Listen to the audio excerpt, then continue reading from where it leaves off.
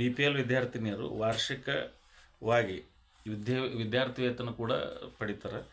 ಜೊತೆಗೆ 300 ರೂಪಾಯಿದಿಂದ ರೂಪಾಯಿ 10ನೇ ತರಗತಿವರೆಗೆ ಈಗ ಏನು ಸ್ಟೇಟ್ ಸ್ಕಾಲರ್ಶಿಪ್ ಪೋರ್ಟಲ್ ಅಂತಿದೆ, ಅಲ್ಲಿ ವಿದ್ಯಾರ್ಥಿನಿಯರೇನಪ್ಪ ಅಂದ್ರೆ ಸ್ಟೇಟ್ ಸ್ಕಾಲರ್ಶಿಪ್ ಇದರ ಪ್ರಕಾರ ಅವ್ರಿಗೆ ಎಷ್ಟು ಸ್ಕಾಲರ್ಶಿಪ್ ಬರ್ತದೆ ಅದನ್ನು ಕೂಡ ಸಿಗ್ತಾ ಇದೆ.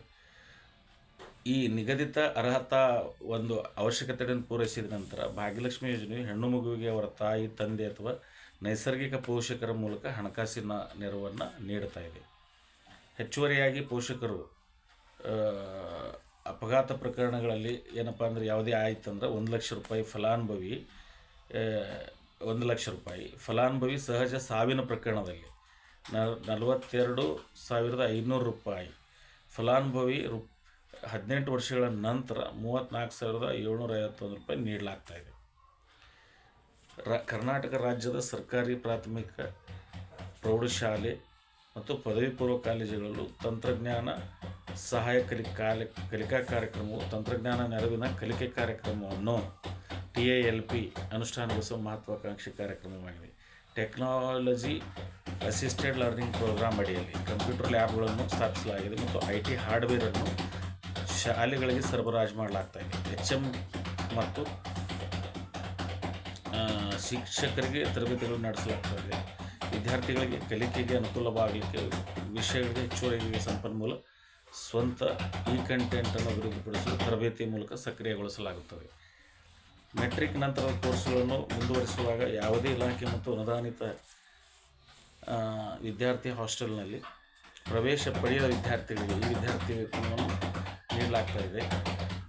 ಅರ್ಹ ವಿದ್ಯಾರ್ಥಿಗಳು ವಾರ್ಷಿಕ ರೂಪಾಯಿ 15,000 ನೀಡಲಾಗ್ತಾಯಿದೆ. ಅರ್ಹ ವಿದ್ಯಾರ್ಥಿಗಳು ಇದನ್ನು ತಗೋಬೋದು. ಆಹಾರ ಮತ್ತು ವಸತಿ ವಿದ್ಯಾರ್ಥಿ ವೇತನವನ್ನು ಪಡಿತಾರೆ. ಇದು ಶೈಕ್ಷಣಿಕ ವೆಚ್ಚಗಳ ಜೊತೆಗೆ ಅವರ ಜೀವನವನ್ನು ಬೆಂಬಲಿಸ್ತಾ ಇದೆ.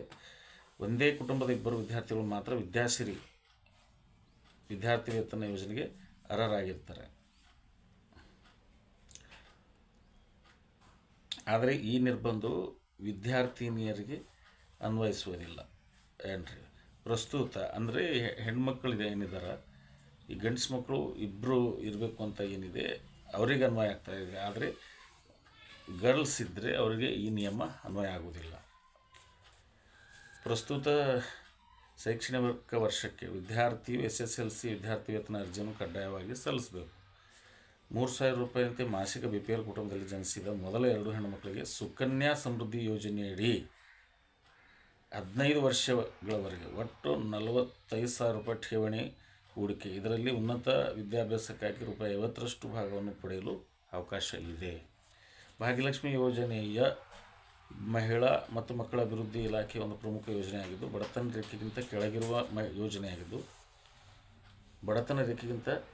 ಕೆಳಗಿರುವ ಕುಟುಂಬಗಳಿಗೆ ಹೆಣ್ಣು ಮಕ್ಕಳ ಜನನಕ್ಕೆ ಪ್ರೋತ್ಸಾಹ ನೀಡುವ ಮೂಲಕ ಲಿಂಗಾನುಪಾತವನ್ನು ಉತ್ತಮಗೊಳಿಸಲು ರಾಜ್ಯವು ಗುರಿ ಇಟ್ಟುಕೊಂಡಿದೆ ಮತ್ತು ಸಾಮಾಜಿಕ ಪಿಡುಗುಗಳಾದ ಬಾಲಕಾರ್ಮಿಕತೆ, ಹೆಣ್ಣು ಮಕ್ಕಳ ಭ್ರೂಣ ಹತ್ಯೆ, ಬಾಲ್ಯ ವಿವಾಹ, ಮಕ್ಕಳ ಸಾಗಾಣಿಕೆಯ ನಿರ್ಮೂಲನೆ ಪ್ರಯತ್ನಿಸುತ್ತಿದೆ.